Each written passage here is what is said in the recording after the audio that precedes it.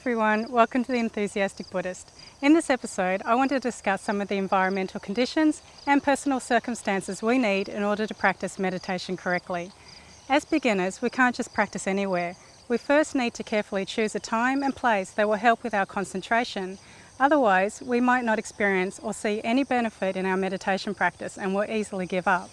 In this episode, I'm focusing more on finding a place and time to sit by ourselves for meditation, but we should also consider seeing if there's any local groups we can sit and meditate with, like on a weekly basis, as this will greatly help discipline us to actually practice, as well as having the supportive atmosphere of the group to encourage us. So the first step is to find a place that's quiet enough and free from distractions. For instance, we should find a place and time to meditate when we won't have people coming in and asking us questions or disturbing us in any way. Many people find it's best to meditate in the morning before they start their day, or in the evening after dinner, like when everyone's settled down and is sleeping or doing their own thing. It's good to try and be consistent with the time that you practice each day, because then others in your household will come to know that time as your meditation time and will begin to respect it and learn not to interrupt you. Alternatively, you might be able to find a time throughout the day to meditate, for instance during your lunch break. One of the most common complaints people have is not being able to find time to meditate during the day. But we all seem to be able to find numerous hours during the day to surf the internet, play with our mobile phones or watch TV. So how is it we cannot find a mere 10 to 20 minutes to meditate? It's really about prioritising how we use the hours in our day and recognising the benefits that a short daily meditation can have. So when we start our meditation, we should put our phones on silent and really respect the time that we're giving to our meditation and to ourselves. We can always call and SMS someone back later. Most likely any calls we get are not going to be a matter of life and death. But meditation is trying to find our greatest wealth and happiness, so we should give it great importance. If we like, we can meditate outside in a natural setting, like under some trees, but just try to find a place that's secluded or where people cannot observe you, otherwise you might feel like you're on display. Or if you can find a place in your home to meditate, you might choose to decorate that place with some flowers, for instance, just to brighten the area. Or you could light some incense or a candle for inspiration. It's good to continue to use the same place in your home to meditate, because every time you return to that spot, your mind will naturally tune back into the mode of meditation. This will also make your meditation easier and help you to make faster progress. Also, by your continuous practice there, it will sort of like sanctify or consecrate the spot, which gives it almost a peaceful energy, which will again support your practice. I'm a big fan of quotes, and I love to stick up quotes where I meditate. On my Facebook page, I've put together an album of some of my favourite pictures and quotes that help inspire my own practice. You might find it helpful to print off a couple of them and stick them up in your meditation place as well. It's good if the place you meditate in is not too dark, otherwise you might get easily sleepy. And it's also good if the temperature is a little bit cool. If you feel warm and cosy, again you're going to easily fall asleep. You can also reduce the temperature by the clothes you wear. It helps to wear lighter clothes that aren't too thick or heavy. Another tip is to avoid eating heavy meals before you meditate. Instead of eating until you're full, just eat until you're 90% full and then drink a glass of water. Although it's important to try and have all the right conditions for meditation, we shouldn't be too idealistic about having the perfect place and circumstances before we start meditating.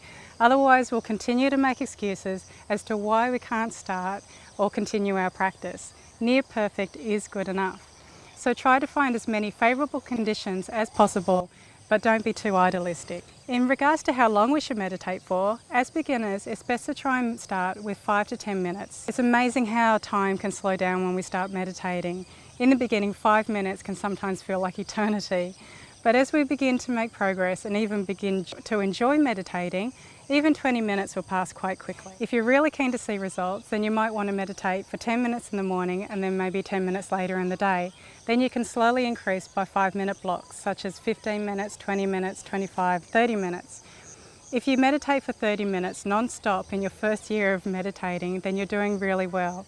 Even for experienced practitioners, 30 minutes can sometimes feel like a challenge. So if you can slowly progress to 30 minutes, that's excellent.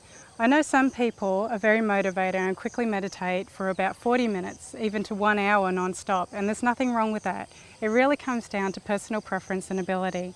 But remember to be kind to yourselves, but not too kind so that you're making excuses and avoiding the practice altogether. Now, in terms of actually sitting on the floor, not everyone's able to sit on the floor to meditate, so it's fine to sit in a chair to meditate. Just try to find a chair with a straight back so that you're not leaning back and you're not slouching. You also want to have your feet together and touching the floor. Meditating cross-legged on the floor, however, is the ideal position for practicing meditation, so if you can sometimes alternate from the chair to the floor, then this will be very beneficial. Otherwise, meditating seated only on a chair will also be fine if you have certain difficulties. If you're meditating on the floor, you want to make sure that you have some padding underneath you. It's best to meditate on carpeted floor or on a mat. If you meditate on a hard floor without any padding, it will be very uncomfortable and you're likely to get very sore. It's also very important to have a small cushion underneath you so that it lifts you up a little bit from the ground. This will help achieve a straight back and the best posture for your spine. By using a cushion, it will also help your hips to be slightly higher than your legs, which will also help you feel comfortable and you'll be able to sit for longer. You might need to experiment with different types of cushions, especially cushions of different thicknesses and shapes. For instance, I prefer a square cushion positioned sort of like in a bicycle seat formation instead of using a round cushion. But don't be too shy about using many cushions. There have been times when I've used even more than 4 cushions. Now, in terms of different ways of crossing your legs, I'll go over this in the next episode when I discuss the different postures of the body and how to place your legs and hands, for instance, and I'll also explain the different meanings and symbolism between the postures. I hope this episode has helped you decide on a place and time to meditate, and that it's really shown you that you don't need a lot of things to start a meditation practice.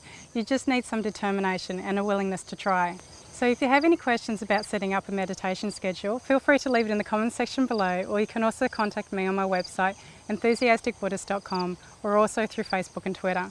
But let me know in the comments section below if you've decided to start meditating and how long you're planning your sessions for. I'd love to hear about it. So that's all from me for now. Take care, and I hope to see you in the next episode.